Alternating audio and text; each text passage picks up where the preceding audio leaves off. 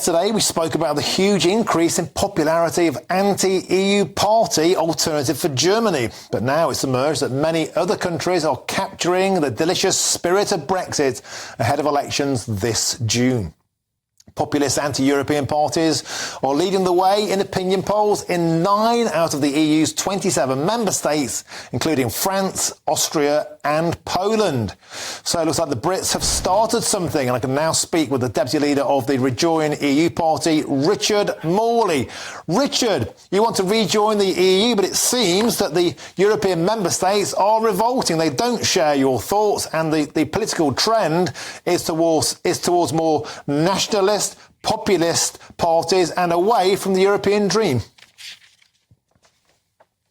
Yes, well, I mean, we're living in a time of crisis with the climate change problem and particularly with the immigration issue. And naturally, during a time of crisis, people tend to turn towards stronger right-wing orientated parties. And this has been seen throughout history. It's a normal reaction. Whether or not it actually comes about is another issue. To say this is to do with climate change, I mean, you've kind of half hit the nail on the head, because when you look at the sorts of parties expected to lose seats, get swept aside, there's actually a huge backlash against the Greens. They're expected to lose 10 seats if you look at the polls, and that's because in places like Germany, in places like Holland, punitive net zero policies have sent farmers into cities to close them down because people didn't vote for these measures, and now they're being given the chance, they're actually voting against them. Well, of course, people have economic problems brought about by the climate change, but also by the wars that are currently going on, and also by the ever-increasing wealth gap that has swept across the world. So consequently, people are in fear. They're in fear of losing their jobs, in fear of poverty, and they see immigrants in particular as being a great threat to their personal fortune. And so consequently, they look towards the parties that offer or promise solutions to these issues. But those are very real concerns of millions and millions of voters across all of these countries. And, you know, we are expecting a huge swing away from open borders. The European, the EU dream, the liberal left, the centrists are expected to be ameliorated. And if parties become affiliated, if the Hungarian parties become affiliated, then we will see potentially the anti-EU populists in control of 49% of the European Union chamber. This is a huge revolution. Yes, well, I mean, this threat has been hanging over Europe for quite some time, and it hasn't actually materialised until now. You've seen, of course, Marine Le Pen trying twice in France and not actually succeeding. And so, yes, there is a swing to the right, but whether or not that manifests itself into actually constructive proposals for these countries to leave Europe is an entirely different issue.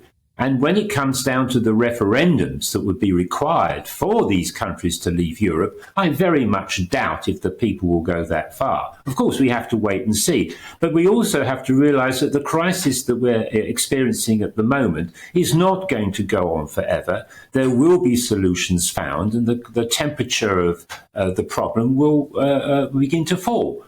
So I'm not pessimistic. Moreover, just because we have a crisis and we have a move in that direction doesn't mean to say that it's the right thing to do at this moment. In my belief, when you're faced with a crisis as severe as we are in the world at the moment, the thing to do is to come together, for nations to work together in harmony and cooperation so that we can collectively solve these problems. Nationalistic policies don't really, and we've seen this throughout history, actually solve the problems that affect the global whole.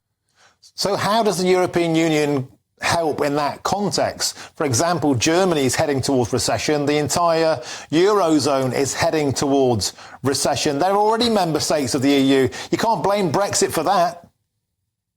No, of course I don't. The point is that, of course, the recession that's currently going on in Germany has been directly affected by the loss of the oil from Russia since the start of the Ukrainian war. This has significantly affected the German economy. and caused this semi-recession that is going on at the moment. Of course, that war will not last forever. And there will be light at the end of... Lots of member states, Richard, are seeing that actually they would like to be energy sovereign and energy self-sufficient to get around being dependent on tyrants like Putin. But the European Union won't allow it because the Church of Net Zero prohibits them from going for their own coal, their own fracking, their own oil. And it's precisely this external control of nation states that is leading people to have this awakening that we might be better off outside the EU and swinging against it. And that is the direction of travel. Le Pen expected to take 25 seats. Meloni's brothers of Italy, 27. AfD in Germany, doubling their seats to 19. The Greens losing 10. Renew, they're the pro-EU centrist liberals, down from 101 to 86. The writing is on the wall, and that is people are moving away from the European dream.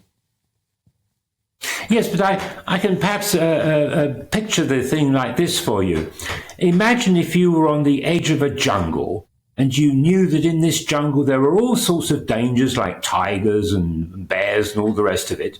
And you have one path in which you could go down that path with a group of other people together and face the threats in commune with those other people, or you can go it alone. You can take your own path through the jungle and try to work your way through it. I think most people would tend to stick with the group, would tend to work through these problems together and get through safely on the other side. Whilst most people who go alone through the jungle, and I've actually done this, most people that go alone through the jungle tend to be in greater danger. And I think when faced with the cold-faced reality of our situation, I think the majority of people in Europe, and indeed in Britain, will choose to collectivise with other nations and face these problems together rather than to go it alone, because that's a dangerous path, and we've seen that before in the 1930s. We don't want to go back there again. I waited the entire interview, Richard, for you to mention the 1930s and fascism and, the illusion that all of this is a right-wing theory. You came in right on the final furlong. Thank you very much, Richard Morley, leader of the Rejoin EU party.